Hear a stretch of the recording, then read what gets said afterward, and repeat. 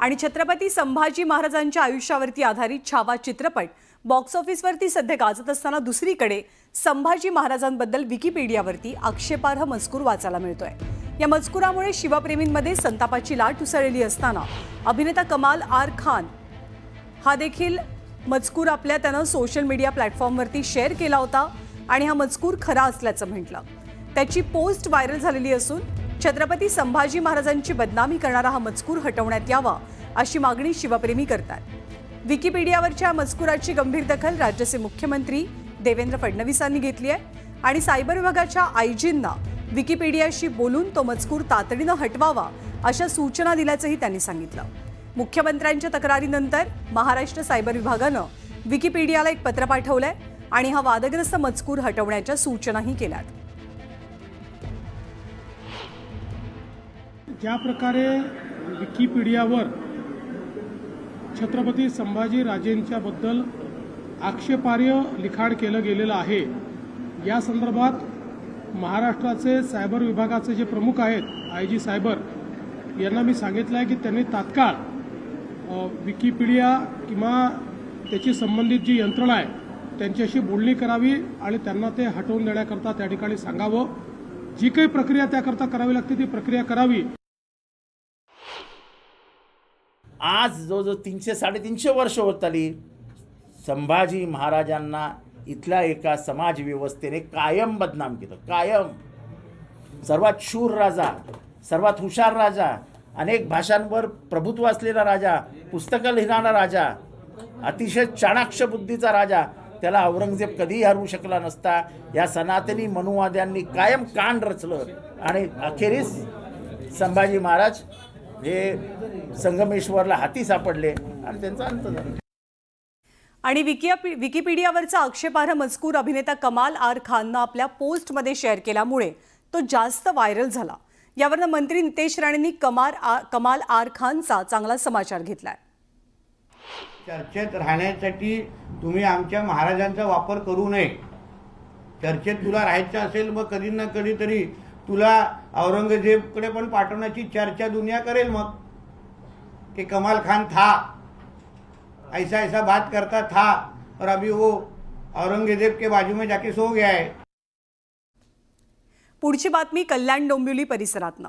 KDMC महानगरपालिका हद्दीमध्ये 65 इमारतींवरती कोर्टाचा आदेश आल्यानंतर बुलडोझर चालवलं जाणार आहे। यापूर्वी पालिका अधिकारी आणि या रहिवाशांमध्ये एक बैठक झाली। या बैठकीत कोणताच तोडगा निघालेला नाहीये। दरम्यान आम्हाला सुप्रीम कोर्टात जाण्यासाठी काही दिवसांची मुदत द्या, सवलत द्या अशी मागणी या रहिवाशांनी केली आहे। तर कोर्टाच्या आदेशानं आम्ही असं करू शकत नाही असं पालिका आयुक्तांनी स्पष्ट केलंय।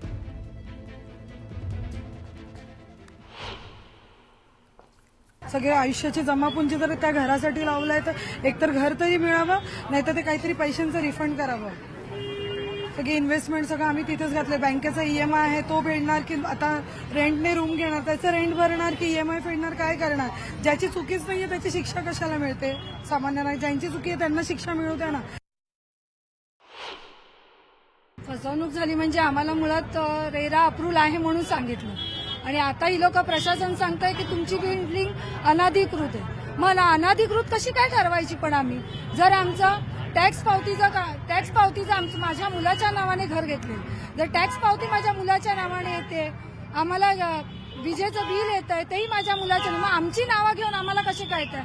आणि आज घरं जी आम्ही घेतली, आज मुंबईतला माणूस हा निवारा शोधायला मुंबईत आलाय, खेड्यापाड्यातला माणूस, आणि त्याने ती घरं अशीच घेतलेली नाहीयेत, त्याच्यासाठी पण आज लोन काढलंय। ते लोन कोणी फेडायचं?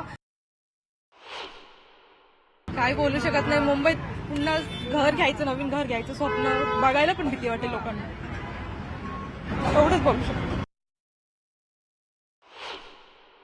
समजा जरी या केसमध्ये फॉर्जरी झाली असती, त्या लोकांना ड्यू टू फॉर्ज डॉक्युमेंट्स काही गोष्टीचा सामना आज करावा लागतोय, तर त्यामध्ये पोलीस तपास अंती जे काही निष्पन्न होईल त्या अनुषंगाने पुढील कारवाई केडीएमसी करेन।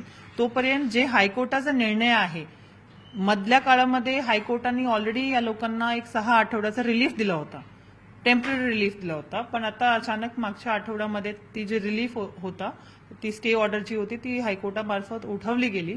तर आता माननीय न्यायालयाचे निर्देशाप्रमाणे आम्ही पुढील जाऊ। जर इन द मीन टाइम त्यांना काही लीगल रिलीफ भेटला तर त्या अनुषंगाने प्रोसीड करता येईल.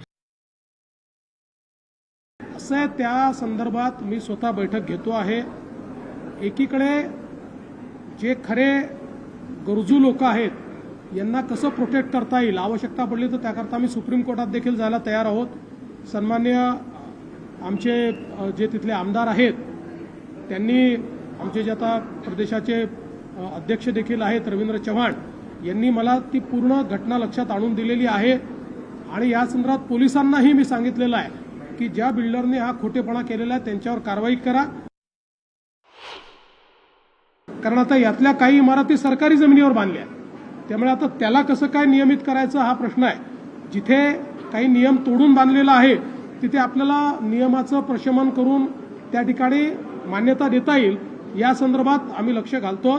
आणि सामान्य माणसाला आणि जो जेन्युइन आहे, ज्याची खरोखर फसवणूक झाली आहे, त्याला कसं प्रोटेक्ट करता येईल असा आमचा प्रयत्न असेल. यापुढची बातमी लाडक्या बहिणींशी संबंधित आहे. मराठवाड्यामधील 21,97,000 पैकी 55,334 महिलांचे लाडकी बहीण योजनेचे अर्ज रद्द होणार असल्याची माहिती समोर येते. तर 54,598 अर्ज अजून मान्यच झालेलं नसून त्यांना अनुदान केव्हा मिळणार हेही स्पष्ट नाहीये. मराठवाड्यातील 55,334 महिलांना लाडकी बहीण योजनेचा 8वा हप्ता मिळणार नाही. विभागातील सर्व जिल्ह्यातील संजय गांधी योजनेतल्या महिला लाभार्थी, शेतकरी सन्मान योजनेचा लाभ घेणाऱ्या महिला आणि इतर योजनांचा लाभ घेणाऱ्या महिला लाभार्थ्यांची माहिती संकलित करण्याची प्रक्रिया सध्या सुरू असल्याची माहिती सूत्रांनी दिली आहे. मराठवाडा विभागातनं 23,07,000 महिलांनी योजनेसाठी अर्ज केलेले, त्यातील 21,97,000 अर्जच वैध ठरले. आता नव्या नियमानुसार लाभार्थी महिलांना बँकेत दरवर्षी जून-जुलै महिन्यात ई-केवायसी सादर करावं लागेल. सोबतच हयातीचा दाखला सुद्धा महिलांना द्यावा लागणार आहे. यानंतरच लाडकी बहीण योजनेचे पैसे महिलांच्या बँक खात्यात जमा होतील. आणि बीडच्या माजलगाव तालुक्यातील उमरी इथे बैलगाडा शर्यतीचा थरार रंगला. छत्रपती शिवाजी महाराजांच्या जयंतीनिमित्त या शर्यतीचं आयोजन करण्यात आलं होतं. या शर्यतीत राज्यभरातनं 109 बैलगाडा मालकांनी सहभाग घेतला. तालखेड येथील बैलजोडीनं उमरी केसरीचा किताब पटकावला.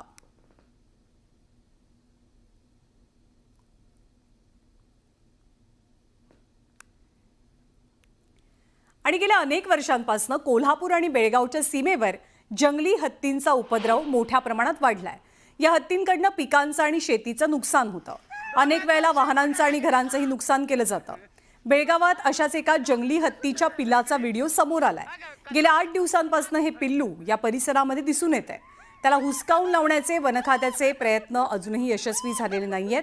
मात्र या कुत्र्यानं या पिल्लाला हुसकवण्याचे जोरदार प्रयत्न केल्याचं या व्हिडिओमध्ये पाहायला मिळतंय. कुत्र्याच्या मानानं अवाढव्य असलेल्या हत्तीच्या पिल्लानं त्याला घाबरवण्याचा प्रयत्न सुद्धा केला, पण अजिबातच माघार न घेता या कुत्र्यानं हत्तीच्या पिल्लाला सळो की पळो करून सोडलं. त्यांची धमाल जुगलबंदी मोबाईलमध्ये कैद झाली आहे.